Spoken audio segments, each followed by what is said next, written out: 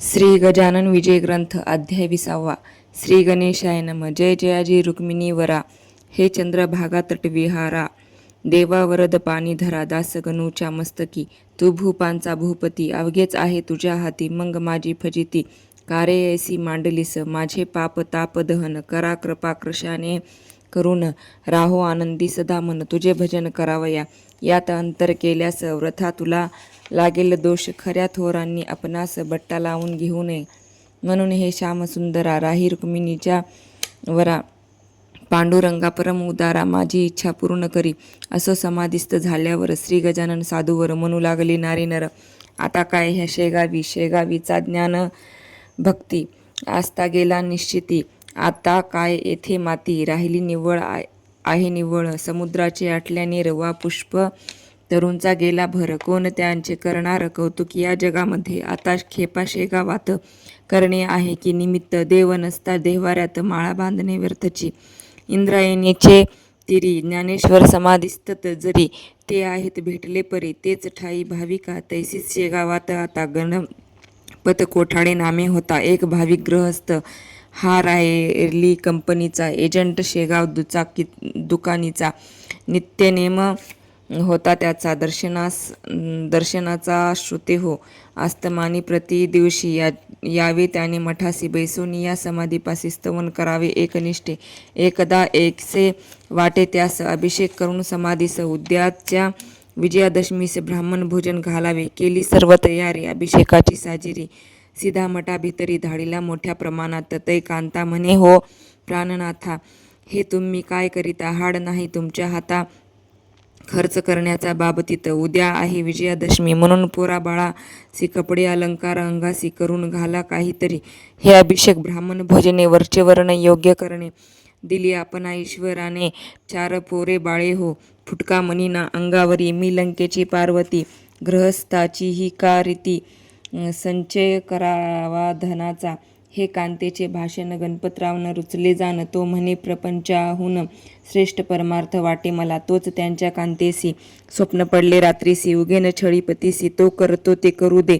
त्यात तुझ्या बापाचे काय जाते सांग साचे. प्रेम अशाश्वताचे वेडे हे बाळगू नको. यामध्ये न काही सार.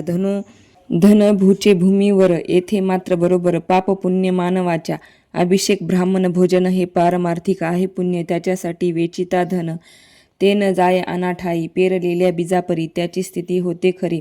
म्हणून सांगतो तुला पोरी अडथळा त्या करू नको. ऐशा पाहून स्वप्नास सांगती झाली पतीस. तेने गणपतरावास हर्ष झाला विबुध हो. आले का हे प्रत्यंतर. महाराज येतेच साचार. सोडून द्यावा कुविचार आजपासून काहीतरी. मुले बाळे कोणाची. धनदौलत कोणाची. तो न वाही चिंता त्याची. ते अवघे समर्थांचे.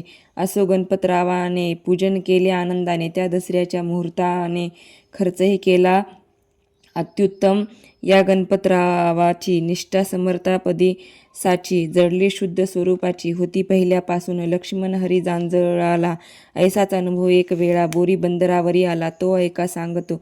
काही कामानिमित्त लक्ष्मण गेला मुंबईत. हा समर्थाचा होता भक्त पहिल्यापासून विबुध हो. घरच्या काही कटकटी वैताग त्याच्या घेतला मने.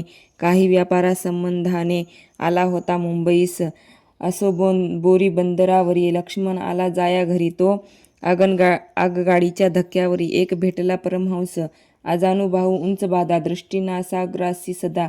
ओंकाराचा सर्वदा जप चालला त्याच्या मुखी. तो बोलला लक्ष्मणास तू गजाननाचा आहेस शिष्य. ऐसे असून हताश का होतोस कळेना. तू आपल्या जेव्हा घरी पुण्यतिथी केलीस खरी. 400 पानांची तयारी करून अमरावतीला. गोपाळराव पेटकर आणि बापट मास्तर यांचा कैसा प्रकार घडला तो आन म्हणा. पुत्रशोक बापटासी झाला असून प्रसादासी. तो तुझ्या गेहासी आला होता ना सांगते. पेटकरांचे ब्राह्मण भले. सांग कशाने राहिले. अरे गजानन स्वामी गेले त्या उभयंताच्या स्वप्नात. उपदेश करून दोघास आणले होते प्रसादास. हे कैसे विसरलास सांग मला ये वेळी. खुनेच्या गोष्टी ऐकून संशयक झाला लक्ष्मण. म्हणे हा असावा कोण हे काही कळत नसे. लक्ष्मणे त्या संन्याशाला आदरी नमस्कार केला. तो पाहता पाहता गुप्त झाला बोरी बंदर स्टेशनासी. मग लक्ष्मण येऊन घरी वागू लागला पहिल्या परी. प्रतिवर्षी आपुल्या घरी पुण्यतिथीचा प्रारंभ केला. अवधूत जयराम खेडकरासी राहित साहित गावांसी भेटते झाले पुण्यराशी. संन्याशाच्या वेशाने एक माधव मार्तंड जोशी कळंब कसूर ग्रामासी आला मोजणी करावयासी. जमिनीची श्रोते हो. हा सरकारी नौकर होता, रेव्हेन्यू ऑफिसर. त्याचा गजानन साधूवर पूर्ण होता भरवसा. दिवसभर मोजणी केली. पुढे त्यास इच्छा झाली अस्तमानाचे समयाभली शेगावास जाण्याची. आज गुरुवारचा आहे दिन, घेऊ समर्थांचे दर्शन ऐसा विचार करून आज्ञा केली शिपायाला. जोडा आपुली वेगे दमनी. जाऊ शेगावा लागुनी. रात्र तेथे काढूनी. येऊ सकाळी परत पुन्हा. तई तो शिपाऊ कुतुबुद्दीन बोलला, एक कर जोडून आभाळ आले भरून, याचा विचार करावा. मन नदीला पाणी भले आहे थोडके आता आले. पाणी गडूळ झाले म्हणून केली विनंती. जोशी म्हणाले त्यावर, अरे आता होऊ नदी पार. जा दमनी करी तयार. उगीच सबबी सांगू नको. शिपायाने जोडिले दमनी. आला लगेच घेऊनी. जोशी आत बैसोनी जाऊ लागले शेगावा. दमनी घातली नदीत तो पाणी आले अकस्मात. जाण्या पैल तटाप्रत अवसर नाही राहिला. झंझावात बळावला. कडकडाट करी चपला. मन नदीला पूर आला. क्षणा माझी भयंकर. मेघ वर्षे मुसळधार. झंझावात सुटला खरा. शेतकऱ्याच्या छपरा तो उडू लागला हो. शिपाई म्हणे, कुतुबुद्दीन साहेब येथेच आले मरण. तुम्हा आम्हाला गुन्हा उपाय यासीस आता नसे. तई माधव मार्तंड जोशी घाबरे झाले निज मानसी. बाहू लागले समर्थांसी करुणायुक्त वच्चाने. हे समर्थ गजानना रक्षणा आमुच्या करी प्राणा. अशा संकटी तुझ्या विना त्राता न कोणी आम्हा ते. कथा ऐकली पुराणात. जहाज बुडता समुद्रात. त्यास संतांचे देऊन हात. रक्षण केले सर्वस्वी. तुही संत असामान्य ब्रह्मवेत्ता करुणाघन. करी आमुचे रक्षण. येऊन या पुरामध्ये दमनीत आले जीवन. बैल गेले घाबरून मन. मग जोशी पुढे होऊन बोलते झाले शिपयास, तू आता मागे सर. अवलियांचे भजन कर. तेच नेतील आपणा पार. त्याची चिंता करू नको. जोशी म्हणाले, समर्थ आगात आहे तुझी सत्ता. वाटेल ते करी आता. तारी अथवा मारी आम्हा. कासरा दिला सोडून. दोघांनीही मिटले नयन. तो काय घडले वर्तमान. ते आता परियसा. ऐस्या महापुरातूनी पैल तटा पावली दमनी. उभी राहिली येऊन सडकेवरी शेगावाच्या. ऐसा प्रकार पाहता आनंदले उभयता. पहा केवढी अगाध सत्ता आहे अवलिया बाबांची. पुरा माझी रक्षण केले. निज भक्तांना बुडू दिले. जोशी शेगावाप्रती आले. एक घटका रात्रीस वंदन केले समाधीला. पालखीचा पाहिला सोहळा दुसरे दिवशी बहुत केला. दानधर्म जोशांनी. बाळाभाऊ चियापासी ब्राह्मण भोजन घालण्यासी. काही रुपये अतिहर्षी जोशी देत जाहले. साकल्य कथिले वर्तमान बाळाभाऊ लागून. हे नवसाचे ब्राह्मण तुम्ही घाला माझ्यास्तव. काकी मला रजा नाही. काम जरुरीचे पाही. ऐसे सांगून लवलाही जोशी गेले निघून. एक यादव गणेश सुभेदार होता हिंगणीचा राहणार. हा करी तसे व्यापार वराडात कापसाचा. यास एके साली भला 10,000 तोटा आला. त्या चिंतेने क्षीण झाला. काही न सुचे मानसी. परी व्यापार सोडवेना. चिंतामणीची जाईना. फायदा काही होईना. त्याच्या मनाप्रमाणे फायद्यासाठी खटपट करी. नाना प्रकारे साजिरे.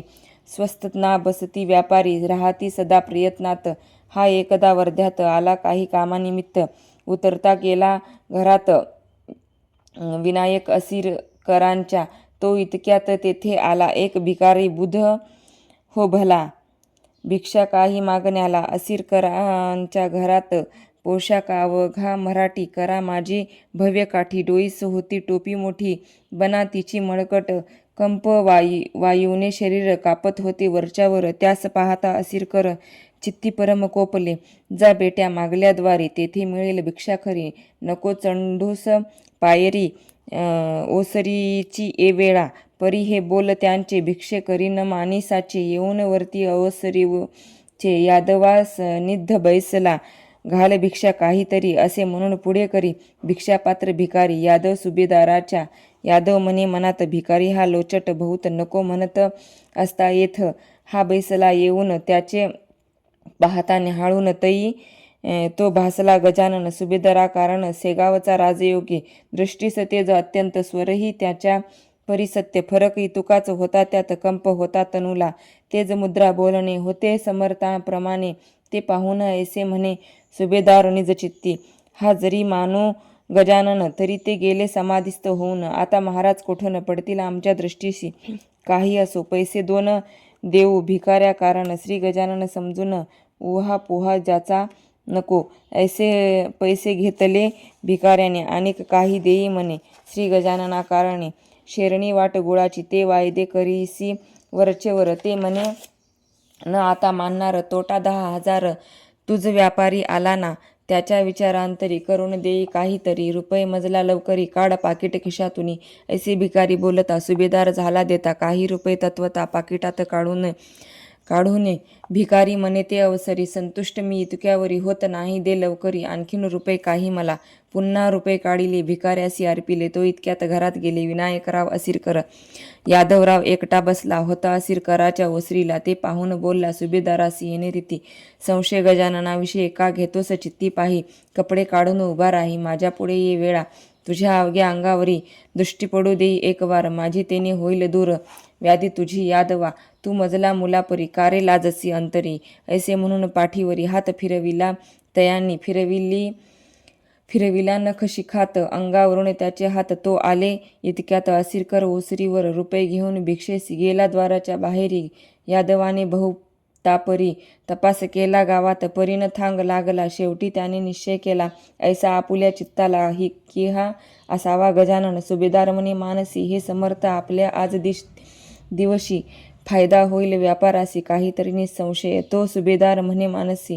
तो सुभेदाराच्या गाड्या आल्या कापसाच्या विकावयासाठी, साच्या वर्ध्याची या बाजारी विक्री होता, किंमत येती झाली तया बहुत, तेने यादव चिंतांत समाधान पावला, आणि निश्चय ऐसा केला, जो भिकारी भेटला होता समर्थ भला, श्री गजानन योगीराज समर्थ आपुल्या भक्तांशी रक्षण करीती अहर्निशी, निष्ठा मात्र त्यांचे विषयी दृढतर पाहिजे मनात, भाऊ राजाराम कवर खामगावी होता डॉक्टर, त्याची तेलाऱ्यावर बदली असे जाहली, म्हणून तेथे जाण्याला खामगावाहून निघाला, सहकुटुंब मठात आला, घ्याया श्रीचे दर्शन, गाडी केली तेलाऱ्याहून, तयारी केली निघण्याची, वेळ अस्तमानाची असती झाली ते वेळा, बाळाभाऊ मठाधिपती तो त्या बोलला येणे रीती, अहो ऐका माझी विनंती, प्रसाद घेऊन जावे तुम्ही आजपर्यंत गेला न येथून उपोषित, आज ऐसे विपरीत का हो मनी आणिले, ह्याहून आहे व्यतिपात, हे आणावे मनात, कवर सांगे त्याप्रत,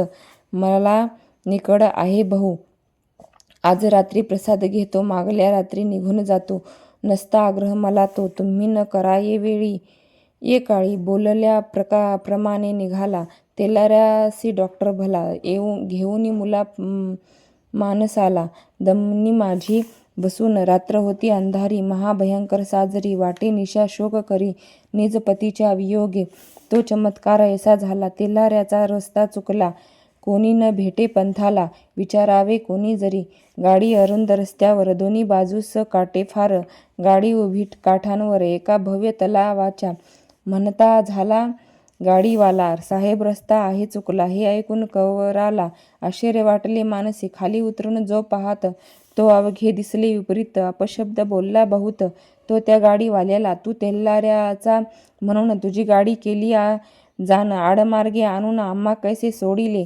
काय होतास दारू प्याला म्हणून हा रस्ता चुकला, वाट तुझ्या डोळ्याला दिसली कशी नाही सांग मज, तेलाऱ्याचा रस्ता थोर आम्ही हमेशा वाहतो साचार, मग आडमार्गावर गाडी कैसी आली तुझी, ऐसे कवर बोलता गाडीवाला जोडी हाता, का हो मजला शिव्या देता, म्यान अपराध केला की मी हमेशा भाडे करतो, तेलाऱ्याहून येथे येतो, वाटेल तेव्हा गाडी हाकतो, रस्ता अवघ्या माहीत मज, बैलही ना कोठे वळले, ते नीट तेथेच आले, तलावा पाहात स्तब्ध झाले, हा न रस्ता तेलाऱ्याचा, मग कवर समजला मनात, हे समर्थांचे आहे कृत्य, प्रसाद घेतल्या विरहित का की मी निघालो बाळाभाऊच्या विनंतीला, मी नाही मान दिला म्हणून माझा रस्ता चुकला, आता वाट गवसे कशी, हे भयंकर कानन येथे मशी त्राता कोण गजानन तुझ वाचून रक्षण माझे कराया.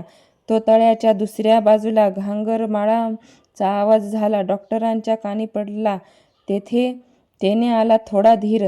गाडीवाल्याची म्हणे, कवर रस्ता नाही फार दूर. या चाहुलीचा सुमार धरून गाडी हाना आता. ते त्याने ऐकिले. काट्याफुपाट्यांमधून कवर नेले नीट रस्त्याला लाविले. या आपल्या गाडीस हमरस्ता लागता भली. डॉक्टरांनी चौकशी केली. तो ऐशापरी समजली गोष्ट त्या कवराते. हे शेगावचे शिवार आहे अजून साचार. मग म्हणाला डॉक्टर, चाल शेगावी परत आता. सूर्योदयाच्या समयाला शेगावासी कवर आला. वृत्तांत बाळाभाऊला केला सर्व निवेदन. मग बाळाभाऊ म्हणाले, हेच आज बरे झाले. व्यतिपाती न जाऊ दिले. समर्थांनी तुम्हास आज प्रसाद ग्रहण करा. उद्या जा हो तेल्हारा. करू नये कधीच खरा प्रसादाचा इन्कार. समर्थाचे म्हणून तुम्ही भक्त, म्हणून तुम्हा आणले परत.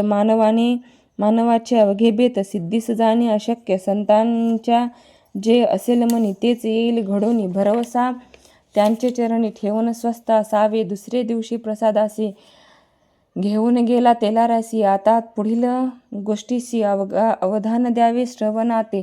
एक रतनसा नामे नर होता. जातीचे भावसार. दयाचा मुलगा दिनकर होता 1 वर्षाचा. त्यासी सोबतीचा रोग झाला. कोणी म्हणती सटावला. बालक अवघा सुकून गेला.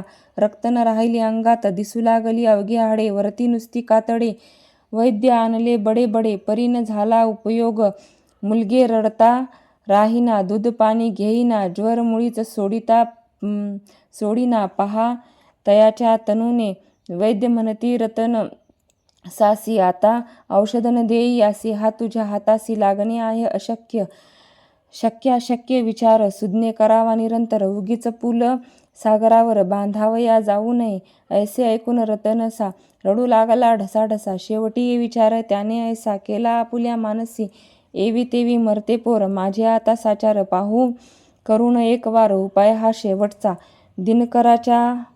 दिनकराचा अंतकाळ आला होता अतिजवळ. घरची माणसे सकळ लागली श्रोते रडावया. हातपाय गार झाले. नेत्र तेज मंदावले. मनगटाचे सोडिले ठिकाण पहा नाड्यांनी. ऐशा स्थिती माझारी. रतनसाने पुत्र करी घेऊन ठेविला असे द्वारी. नेऊन या समर्थांच्या आणि केला त्यांसी नवस. पुत्र माझा उठवल्यास शेरणी वाटीन तुम्हास मी 5 रुपयांची. तुम्ही पावले अवघ्याला त्याचा अनुभव द्यावा मला. मीही आहे आपुला वाटीस तुम्हा मी 5 रुपयांची. तुम्ही पावले माझी उपेक्षा करू नका. माझे मूल द्वारात तुझ्या जरी झाले मृत तरी अवघ्या वराडात तुझे होईल नाचक्की. अमृतापरी तुझे चरण आले सांगत आमाजन. हे स्वामी गजानन कृपा करा या बाला. पुत्र न माझा उठला जरी मी डोके फोडीन पायावरी. तुझ्या आज निर्धारी ऐसा निश्चय मनीचा. अमृततुल्य तुझी दृष्टी त्याची करावी आज वृष्टी. नको करूस मला कष्टी. महापुरुषा गजानना त्यास काही वेळ झाला. तो प्रकार ऐसा घडून आला. मूल हातापायाला हलवावला लागले. नाडी आली ठिकाणी. रुदन करू लागले जाणी. तो प्रकार पाहुनी लोक सारे आनंदले. समर्थ कृपा झाल्यावर राहिला कोठून त्या दर. सूर्याची या समोर तमाचा तो पाड नसे. दिनकर थोडे दिवसात होता झाला पूर्ववत. नवस असता श्रद्धायुक्त तो फळे हा न्याय असे. दादा कोल्हटकरांचा पुत्र राजा नावाचा आहे. प्रसाद समर्थांचा. संत कृपा अमोल खरी. कन्या रामचंद्र पाटलांची. चंद्रभागा नावाची. जवान 18 वर्षाची. लाडेगाव सासरजीचे. ही असता गरोदर. प्रसन्न झाला दुर्धर. प्रसूतीची वेळ फार कठीण स्त्री जातीला. लाडेगावाहून माहेरी चंद्रभागा आली खरी. प्रसूतीस्तव निर्धारी. जनरीतीप्रमाणे मोठ्या कष्टाने प्रसूती झाली. तिची निश्चिंती. तोच चंद्रभागेवरती ज्वरे अंमल बसविला. तो होता नवज्वर. थकून गेले डॉक्टर. औषधोपचार केले फार. आपुल्या मुलीस पाटलांनी. थोडा बहुत गुण आला. व्याधी तितक्या पुरता दबला. परी नव्हता मुळीच झाला नामशेष हे देहातुनी. चंद्रभागा आजवरी पडू लागली आजारी पडू लागली वरच्यावरी. एकदा अकोल्या नेले खरी, औषध तिला द्यावया. वैद्य विधाने नाना करीती. कोणी नळसंग्रहनी बोलती, कोणी वैद्य ऐसे म्हणती. क्षय झाला मुलीसया, मेळ एकाचा एकाला. काही मुळी लागला. मग पाटलाने विचार केला, आता वैद्य गजानन तारो अथवा मारो इसी. अंगारा लावा प्रतिदिवसी. तीर्थ द्यावे प्यावयासी समर्थांच्या पायांचे. पिता मोठा निष्ठावंत, समर्थावरी अवघा हेत. हळूहळू त्या पुरीप्रत गुण येता जाहला. तिला उठवत नव्हते शय्यसी. ती चाली दर्शनासी, पायी चालत मठासी. हे महत्व अंगाऱ्याचे. निष्ठावंत ज्याचा भाव, तयासी पावे देव. उपास्यापदी भाव उपासके ठेवावा. रामचंद्राशी अंजना, जानकाबाई सुलक्षणा. परिदैव योग सुटेना, तो भोगल्या वाचून. वाताचा झाला विकार, जानकाबाईस साचार. पोट दुखे वरच्यावर, काही उपाय चालेना. औषध देता दबे वात, पुन्हा उठे पूर्ववत. ऐसा क्रम दिवस बहुत चालला होता श्रोते हो. त्या वाताची अखेर होती आली मस्तकावरी. मेंदू बिघडला निर्धारी, गेली जाणीव मावळुनी. वेड्यापरी करावे वाटेल ते बोलावे, कधी उपाशी निजावे, कधी बसावे जेवत. कोणी म्हणती लागले भूत, कोणी म्हणती रोग सत्य. काही वंदू लागले तेथ.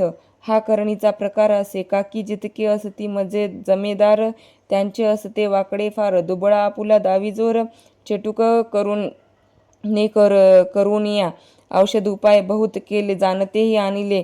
गंडे बहुत बांधिले, करी जानकाबाईच्या. पाटील घरचा श्रीमंत, तो सापडला अडचणीत. म्हणून येता झाला ऊत अवघ्या त्या दांभिकांना. कोणी अंगात आणावे, वेडाचे निदान करावे, काहीतरी सांगावे धनास्तव पाटलाला. तो बिचारा सारे करी, का कांता बरी न होय परी. विचार त्याने अखेरी ऐसा रीती ठरविला.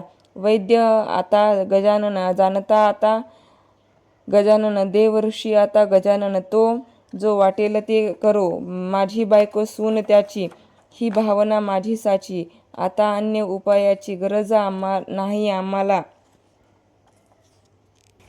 तू उद्यापासून प्रातकाळी करी स्नान. मठामाजी जाऊन घाली प्रदक्षिणा समाधीसी. ते तिने पतीचे वचन सर्वथैव केले मान्य. समर्थ समाधी लागून घालू लागली प्रदक्षिणा. गेल्यान त्या मात्र वाया. दया आली सद्गुरुराया. वातविकार जाऊन या निर्दोष ती जाहली. खऱ्या खऱ्या संतांची सेवा न जाये वायासाची. परिनिष्ठा मानवाची जडणे तेथे अशक्य. समर्थांच्या नंतर बाळाभाऊ गादीवर बसले. त्याचे चमत्कार काही थोडे जाहले. हे वैशाख वद्य षष्टीसी शेगाव गेले वैकुंठासी. त्याच्या मागून गादीसी बसते येऊन नारायण. बाळाभाऊ जेव्हा गेले तेव्हा नारायणासी स्वप्न पडले. नांदुरे ग्रामी भले ते थोडे सांगतो. हे माळी नारायण, तू शेगावचा करी गमना. रक्षण्या भाविक जनांना ऐसे मला वाटते.